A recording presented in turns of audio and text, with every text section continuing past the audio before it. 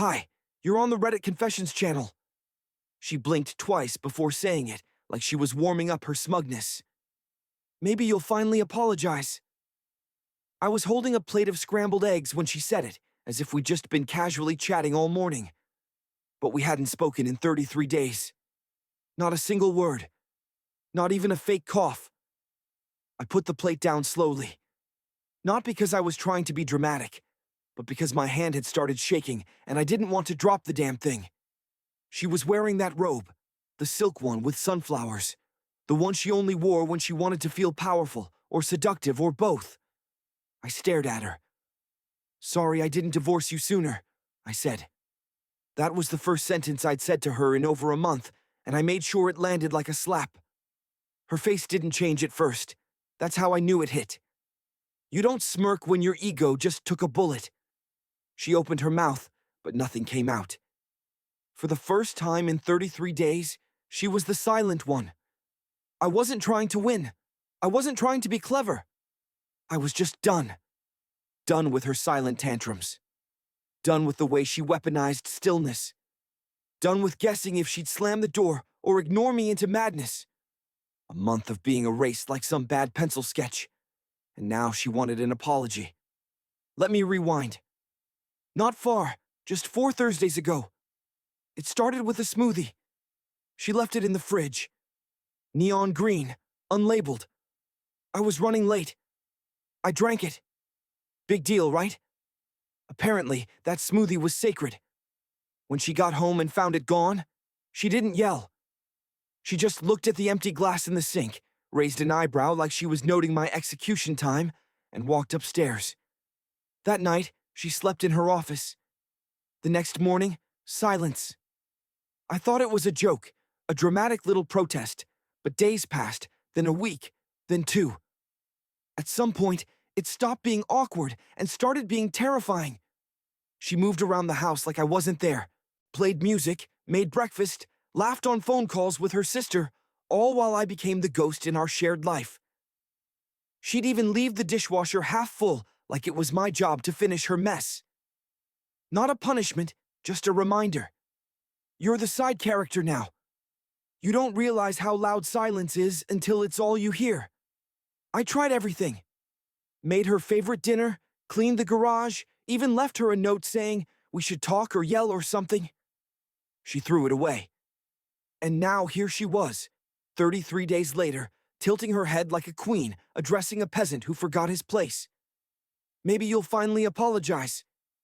I did, but not for what she expected. And that was the moment everything began to unravel. I didn't sleep the night I told her I should have divorced her sooner. Not because I felt bad, not because I regretted it, but because I knew she wasn't done. Dana was never the kind of person to lose control of a conversation without trying to take it back, and I'd finally wrestled it from her after 33 days of emotional starvation. The silence that followed my words wasn't the usual kind. It was loaded. Her eyes didn't blink. Her fingers gripped the edge of the counter just a bit tighter, like she wanted to throw her smoothie at me, but couldn't decide if I was worth the cleanup. She didn't respond. She just turned, robe flowing behind her, and walked upstairs like a villain in a slow-burn movie. I didn't follow. I didn't apologize. Instead, I went to the guest room. Not to sleep, to think. For the first time in a long time, I wanted answers more than peace. You know how they say curiosity kills the cat? Well, that night, curiosity killed what little was left of my denial. I opened her laptop. Now, listen. I'm not proud of this. I've never snooped. I'm the guy who still knocks on a closed bathroom door even when I'm home alone. But something about the way she looked at me, the way she dismissed me like a roach under a glass, made me need to know why. Why the silence? Why the venom over a smoothie? Why the look of victory when she spoke to me again, like it was a performance she rehearsed? Her browser was still open, and there it was. A Google Doc titled Boundary Plan for Separation. My hand started shaking. I almost closed it, but I didn't. It wasn't a plan for our separation. It was a list of talking points, cold, strategic, and titled like a corporate memo. 1. Withhold affection until leverage is regained. 2. Make him feel unstable, unsure of where things stand. 3. Mention therapy, but don't follow through. Keep him hopeful. 4. Keep backup options warm. J. Still interested. 5. Apology must come first. If not, the next phase begins. I read it twice, then a third time. My wife hadn't just been mad. She was conducting psychological warfare. She had phases. I scrolled down. There were chat logs pasted in, pieces of conversations with someone named Mila, her best friend. Things like, he's still trying. It's sad. I think I could make him beg if I drag this another week. He wants to be sorry. He just doesn't know for what. That's the sweet spot. I felt sick. I wasn't in a marriage. I was in a controlled experiment. And the worst part, I was sorry. For weeks, I thought I had done something wrong. I blamed myself. I second-guessed every word I said. I walked on eggshells thinking I was keeping the peace, when in reality I was a lab rat in her personal game of emotional chess. I closed the laptop, sat back, and laughed. It wasn't a happy laugh. More like the kind that escapes your throat when reality finally breaks the spell you've been under. The kind of laugh you let out when you realize the person who sleeps beside you has been planning your psychological demise with bullet points and footnotes. So yeah, the next morning when she walked into the kitchen with that smug tone and said, "Maybe you'll finally apologize," I gave her one, and it was the last thing she expected. I wasn't planning to confront her that morning. I didn't have a speech rehearsed or some clever strategy. But after finding that Google Doc, the cold, manipulative separation boundary list, something in me cracked. Not exploded, cracked, like a slow, deep fracture spreading through the foundation of everything I thought we'd built. I'd been tiptoeing around Dana's moods for years. I thought I was being supportive, patient, steady. Turns out I was just easy to control.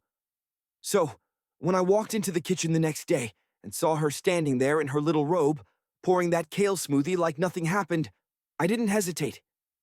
I slid her laptop across the counter. Her eyes didn't even flicker. She just looked up slowly, as if I'd placed a napkin in front of her. "What's this?" she asked, her voice light. "Open it." She didn't move. I opened it for her. The doc was already queued up. The silence stretched as she scanned it. For the first 10 seconds, her face stayed frozen. But then I caught it. The tiny twitch in her eyebrow, the flicker of her throat as she swallowed. She knew what she was looking at. "You went through my computer," she said finally. That's what she focused on. Not the content, not the lists, not the way she described me as emotionally clumsy, or said she needed at least 1 month of leverage before letting him feel safe again. No, she was mad I'd looked. I didn't yell. I didn't insult her. I just said, "You planned this. You planned to ignore me until I broke. You weren't hurt. You were rehearsing." She closed the laptop calmly and pushed it back toward me like it was an unwanted menu. "Everyone writes things when they're angry. You're acting dramatic." That word, dramatic, as if I was overreacting to being psychologically starved for over a month like some kind of emotional science experiment. "You called me sad," I said to Mila. "You said I looked like I was shrinking, that I'd beg soon, that it was the sweet spot." She blinked hard then, just once, and stepped back. The air shifted. She wasn't prepared for me to read the whole thing. I saw it on her face. She thought maybe I skimmed it. She hadn't realized I'd seen the full page. Every chat, every bullet point, every tactic she mapped out like I was an opponent in a chess game. Then she switched tones fast, the way you flip a light switch when you smell smoke. "Look, I didn't mean most of it. It was just frustration. I was venting. You always play the victim, Levi. You make things heavier than they are." I just nodded slowly, because in that moment, everything I needed to know had already happened. She didn't deny it. She didn't apologize. She didn't care. And that's when I realized I was never going to win an apology, because in her world, she'd done nothing wrong. I was the one needing correction, reprogramming. I wasn't her husband. I was her unfinished project. So, I reached into the drawer, pulled out the folder she didn't know I'd put together, and placed it on the table. Inside were divorce papers. She didn't touch them, but she stopped smiling. When I placed the divorce papers on the table, I expected anything. A scream, a dramatic breakdown, maybe denial, but what I got was something I never saw coming. She didn't cry. She negotiated. Dana stared at the folder like it was a receipt for a sweater she didn't remember buying. No fear, no heartbreak, just cold calculation. "This is impulsive," she finally said. "Not wrong, not unfair, just impulsive. Like I'd made a rash decision because I got the wrong sandwich at a restaurant." She didn't even open the folder. "You're emotional right now. You should sit with this." "I already did," I replied. "For 33 days. She walked to the sink, calmly rinsed out her smoothie glass, and leaned on the counter like we were discussing refinancing a loan. "We can fix this, Levi, but not like this. You always escalate things the moment they get uncomfortable." I almost laughed. Me escalating?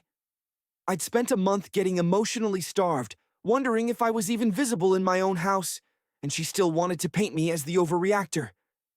This wasn't discomfort. I said it was punishment. "I read what you wrote. You enjoyed it." That was the first time her face twitched. Not guilt, not regret, just mild surprise that I was still sticking to my version of reality instead of folding into hers. She finally opened the folder and glanced at the papers like she was scanning a grocery list. "You didn't file yet," she said flatly. "This is just a draft." I stepped closer, but not in anger. "In finality, I met with the attorney 2 days ago. If you want to contest anything, that's your call. But it's moving forward." Dana's head tilted slightly, like she was reevaluating me as an opponent. "So, you're really doing this? Over a silence I didn't even think would bother you this much." That line hit me like a slow slap. She knew. She knew how distant we'd become, how cruel her behavior was, and still framed it like a mild inconvenience I should have brushed off. Her emotional manipulation wasn't even hidden anymore. It was overt, deliberate, proud. I nodded slowly. "You're right. You didn't think it would bother me, and that's exactly why I'm leaving." Something behind her eyes flickered. Not panic, not sorrow, but frustration. Dana didn't fear losing me. She feared losing control over the narrative. If I left like this, she couldn't spin it. She couldn't say I was unstable or unfaithful or erratic. I was calm, measured. She hated that. "You're not going to find better, Levi," she said, voice low and sharp. "You're too sensitive. No one else is going to tolerate that." And there it was, her final move. Not begging, not seduction. Just a cold reminder that I was disposable and that she believed I should be grateful anyone even bothered with me. I took a breath, grabbed the folder, and said, "Then I'll finally stop being tolerated." As I headed toward the door, she called after me. "You'll be back. You don't have the guts to be alone." But when I closed the door behind me, I realized something. I already had been for a long, long time. 3 days after I left the house, she showed up at my work parking lot. I was eating a microwaved burrito in my car, with the windows cracked and a podcast barely playing through my phone speaker when I saw her reflection in the mirror. That sunflower robe was gone, replaced by a gray coat I bought her for Christmas 2 years ago. The one she never wore because she said it made her feel ordinary. Suddenly, ordinary was useful. She didn't knock on the window. She just stood there, arms folded, eyes locked on mine like she expected me to unroll the glass and invite her back into my world. I did eventually, not because I missed her, but because I needed to hear what version of reality she was now selling. "You made your point," she said, before even stepping fully into the car's shadow. "So now what?" That line, not, "I'm sorry," not, "let's talk," just, "so now what?" Like I'd thrown a tantrum, and this was her checking in to see if I'd finished sulking. I looked at her, really looked, for the first time in a long time. She wasn't sad. She wasn't scared. She was amused. That half smile had returned. The one she wore when she thought she was smarter than everyone in the room. I filed. I said, "You should have gotten the email by now." She didn't blink. "So, you're serious?" "I was serious when I was begging for a conversation. You just didn't care until you lost the audience." She rolled her eyes and exhaled sharply. "Levi, you're blowing this up because you didn't understand how boundaries work. I wasn't ignoring you. I was resetting expectations." "No," I replied. "You were seeing how long it would take to break me. You were testing how far you could stretch the silence before I snapped. I didn't. You did." That smile faltered for a second before returning colder, and then she dropped it. The real reason she came. "So, are you going to move the money back into the joint account, or should I start calling lawyers?" There it was. Not love, not reconciliation, leverage. I transferred most of our shared savings into a separate account after I filed. Legally mine, I was the sole earner, and I had the receipts. It wasn't revenge, it was protection, and she'd noticed. "You had a plan, Dana," I said calmly. "I finally made one too." That was the moment she realized she'd miscalculated. I wasn't bluffing. I wasn't trying to get her attention anymore. I wasn't even angry. I was tired. She switched gears again, faster than before. "Look, maybe we both took things too far. We don't have to make this ugly." "You're not built for ugly, Levi. You hate conflict." She wasn't wrong. I did hate conflict. I'd spent years contorting myself into the shape of peace. But something about seeing her weave manipulation into kindness so effortlessly made me realize I hadn't been avoiding conflict. I'd just been absorbing it. "You're right," I said. "I hate conflict. That's why I'm done letting it live in my house wearing my wife's face." She stared at me. No more smiles, no negotiation, just silence. For once, it was mine to own. After the parking lot ambush, I thought Dana was done. She didn't text, didn't call, didn't email, which I figured meant she was accepting the divorce. I felt not good, not relieved, but something like clear. Like my brain had been underwater for years, and I finally breached the surface. I was sleeping better, eating real food again instead of crackers and anxiety, and even starting to laugh at dumb TV shows without guilt crawling up my throat. It was the kind of peace that didn't feel exciting, just quiet. And I liked quiet now, the real kind. Then my mother called. It was just past 9 p.m. on a Tuesday. I was folding laundry in silence, phone propped up on my sock drawer, listening to lo-fi beats when it rang. Seeing her name didn't alarm me. What did alarm me was her first sentence. "Levi, I just got off the phone with Dana."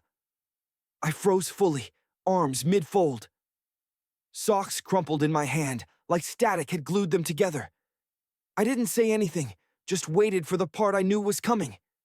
She said you've been spiraling, that you're pushing her away, that she's afraid for your mental health. It was the way my mom said it gently, carefully, like she was trying not to break something that was already cracked. My throat tightened. I sat on the edge of the bed. "She told you what?" I finally asked. "She said you weren't sleeping, that you were making rash financial decisions, that she's trying to protect you, but you're lashing out. She said she found notes. Levi, is any of that true?" I almost laughed. "Notes? I've been journaling, sure, but not the way Dana was spinning it. I hadn't realized how far she was willing to go to stay the victim until I heard my own mother tiptoeing around the idea that I might be unstable. She was building a case, not in court, in people's minds. She knew I didn't have some dramatic story to tell, just months of slow emotional neglect. That doesn't land well in gossip circles, so she made hers better, tighter, more sensational. "Mom," I said slowly. "She's trying to get ahead of this. She knows what I found. She knows what she wrote, and now she's trying to paint me as the bad guy before I can even explain what happened." There was a pause long enough that I wondered if my mom was now choosing which side of the battlefield she wanted to stand on. "I didn't know it was this bad," she finally said, but she seemed very composed. "Exactly," I replied. Too composed. Dana hadn't just manipulated me. She'd started circling the people closest to me, like a wolf stalking the herd. Not to attack them, but to warn them. Warn them about the wounded animal I was becoming. Not so they'd run, but so they'd stay away from me. That night, I opened my old texts with Dana. I scrolled through messages from months ago. There were hints, little jabs, lines like, "You always take things too personally." Or, "Your memory's fuzzy again." Huh? Things I'd brushed off. But now, they looked like bricks in a foundation she'd been laying for a long time. She wasn't trying to win me back. She was trying to make sure when she lost me, she still won the story. By the end of the week, I had told everyone close to me what really happened, not the filtered, softened version. I laid it out: the silent treatment, the manipulation plan, the fake concern about my mental health. My friends were furious on my behalf. My coworkers didn't say much, but they looked at me differently, like maybe they finally saw that I wasn't just tired all the time. But the hardest conversation was with my sister, Kara. Kara and Dana used to be close, like dangerously close. The kind of close where I'd catch them laughing about private jokes I wasn't even a part of. I never thought much of it before. Just assumed it was good to have my wife and sister on the same wavelength. Now, I wasn't so sure. So, when Kara called me out of nowhere and said, "Can we talk face to face?" I knew something was off. We met at a little diner downtown, one of those dim booths with sticky tables and laminated menus from the 90s. I hadn't touched my fries before she leaned in, voice low like we were plotting a heist. "She came to see me," Kara said. "Last night." I blinked. "Dana?" Kara nodded. "She showed up at my apartment with wine and this big sob story about how you're spiraling. How she's scared you'll do something drastic. She cried. Real tears, Levi. She even said she was worried you might hurt yourself." That last sentence hit me in the chest like a brick. "She's using you," I whispered. "I know that now," Kara said, sighing. "But Levi, for a second I didn't. For a second, I believed her." That shook me more than anything Dana had done. Because if my own sister, someone who knew me, could believe I was unstable based on one conversation, then Dana had already planted roots deeper than I thought. "She's not trying to get you back," Kara continued. "She's trying to erase the fact that she destroyed the relationship. She doesn't want to be the woman who got left. She wants to be the woman who let you go, because she had to." I leaned back, stunned by how perfectly Kara had put it. That was exactly it. Dana didn't care about the truth. She cared about the version people would remember. She cared about the legacy of her role, not the reality of her cruelty. "She asked me to talk to you," Kara added, "to convince you to come home. Said maybe if I explained it from her side, you'd calm down." I looked out the diner window, then back at my sister. "Are you here to do that?" "No," she said. "I'm here to say I'm sorry I ever took her side in anything. And if you need me in court, I'll show them the text she sent me. All of them." I wasn't expecting that. Not from Kara. And for the first time in weeks, I felt like I wasn't crazy, like I wasn't alone in this maze of half-truths and twisted narratives. When I got back to the apartment I'd been staying in, there was a voicemail waiting for me. It was Dana. Her voice was calm. Too calm. "You're making a mess, Levi. You're dragging people into things they don't understand. I tried to do this quietly, but you clearly want an audience. Just remember, once things go public, you don't get to control what they believe." She still thought she had control. She still thought this was a game. But now I had people who saw the board clearly. It was exactly 1 month to the day since Dana spoke those words. "Maybe you'll finally apologize." When I got the letter, a real one, handwritten on actual paper, no envelope, just folded in half and pushed under the door of the apartment I was renting. She must have driven by late at night because the security camera didn't even catch it. It was short, just a few lines, no signature, but the handwriting was hers. You were right. I went too far. I confused control for care. I thought silence would make you chase me. I didn't expect you to walk away and never look back. I read it twice, then I smiled. Not because I forgave her, not because I missed her, but because that was the first time she acknowledged the truth.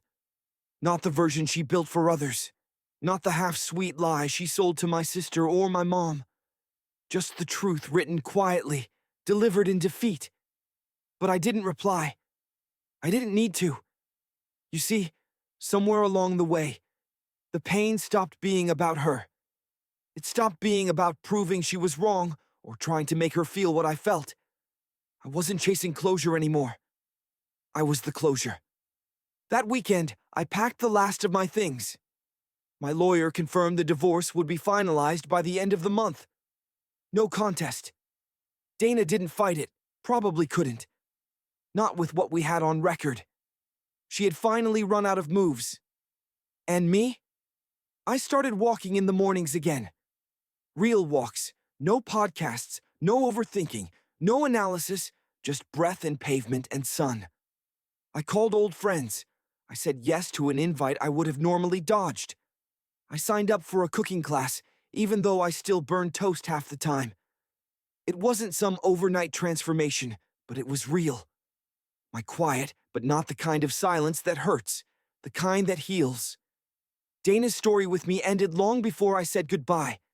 I just didn't see it. But now I do. And honestly, I'm grateful. Not for her actions, but for what they forced me to finally face. Sometimes the apology you want never comes, but if you're lucky, the life you deserve shows up instead.